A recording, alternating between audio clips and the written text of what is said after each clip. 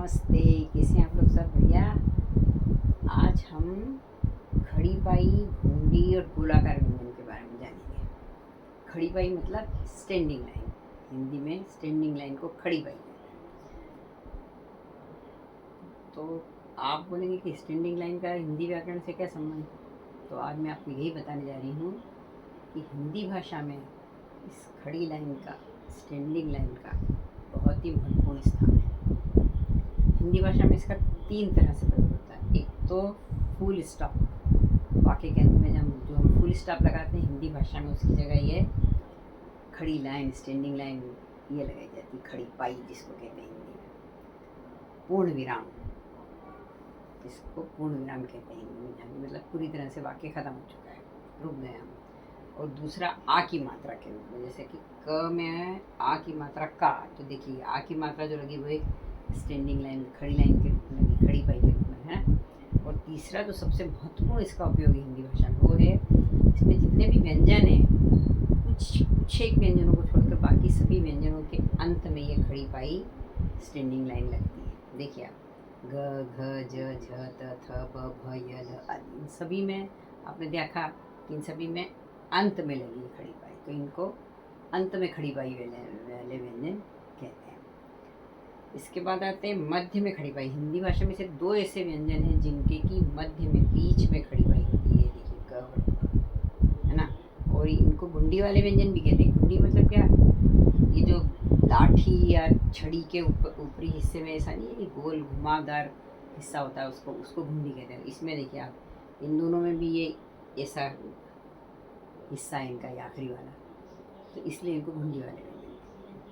अब तीसरा एक और रूप जो है वो है गोलाकार व्यंजन। पर इनके बारे में बताने पहले मैं आपसे एक बात कहना चाहूँगा। मैंने आपको अपने भारत खड़ी और मात्राओं वाले वीडियो में बताया था आपको कि व्यंजन के 2 रूप होते हैं।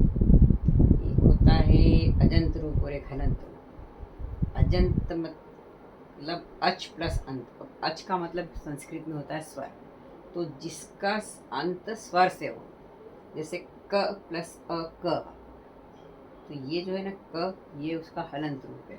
और उसमें हमने अस्वर को मिला दिया तो ये हो गया आपका क, तो इसमें अंत में अ आ गया, स्वर आ गया, तो ये अजंत रूप। और दूसरा है हलंत रूप, हल प्लस अंत। हल का मतलब होता है संस्कृत में व्यंजन, तो जिसका अंत व्यंजन से हो, जैसे क। उस वीडियो में मैंने आपको ये बताया था कि ये जितने व्यंजन होते हैं उनके उच्चारण के लिए हमें स्वरों की जरूरत पड़ती है। जैसे क, का, की, इन सभी में अ, आ, ई, ये स्वर हमने जोड़े हैं, तब जाके फिर इनका उच्चारण पूरा होता है।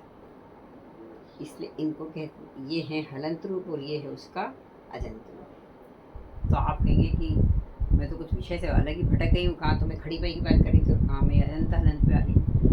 परंतु मैं आपको समझा रही हूँ कि जब हम इन व्यंजनों को किसी दूसरे वर्ण व्यंजन के साथ मिलाकर उनका संयुक्त वर्ण बनाते हैं, उस समय इनका रूप अलग हो जाता है। उसमें क्या होता है कि जो खड़ी पाई है, स्टैंडिंग लाइन जिनके आखिरी में है, ये उस समय ये इनकी आखिरी की जो खड़ी पाई है इसको हटा दिया जाता है और उनको हलंत रूप उनका हो जाता है, या उसको दूसरे स्वर में स्वर रहित या आधा अक्षर भी हम कह सकते हैं। जैसे कि देखिए आप ये उदाहरण देखिए, श्याम, स्वर, अच्छा और हल्का।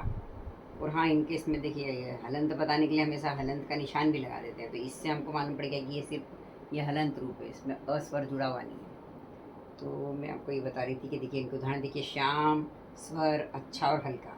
अब ये श्याम में देखिए श जो है उसका आधा रूप हो गया, उसमें से स्वर हट गया, तो खड़ी लाइन हट गई और ये य के साथ मिलकर श्या बन गया ना। इसी प्रकार स्वर में ये स जो है वो आधा अक्षर बन गया, हलंत रूप आ गया, उसका स्वर निकल गया उसमें से और ये व के साथ मिलके स्वर बन गया। अच्छा में ये च छ से मिल गया और हल्का में ल क से मिल गया। तो ये सभी इनकी देखिए अब इन सभी में से ये जो आखिरी की इनकी खड़ी पाई, खड़ी लाइन, ये सब में से हट गई, श, स, च और ल में से। तो आज हमने क्या सीखा कि खड़ी पाई वाले जो व्यंजन हैं उनको जब संयुक्त वर्ण बनता है उनसे मिलके, तो वो कैसे उनका रूप बदल जाता है, उनमें से खड़ी पाई को हटा दिया जाता है। अब घुंडी और गोलाकार व्यंजनों के जब संयुक्त वर्ण बनते हैं तो उनका कैसे रूप बदलता है, इसके लिए हम अगले वीडियो में फिर मिलते हैं। और हाँ, अगर आपको वीडियो उपयोगी लगा, अच्छा लगा हो, तो आप प्लीज़ इसको लाइक शेयर सब्सक्राइब ज़रूर कर दें, ताकि आपके साथियों को, दोस्तों को भी इसका लाभ मिल सके, उनको इसके बारे में पता चले। तो चलिए अगले वीडियो में फिर मिलते हैं, तब तक के लिए नमस्ते, धन्यवाद, बाय।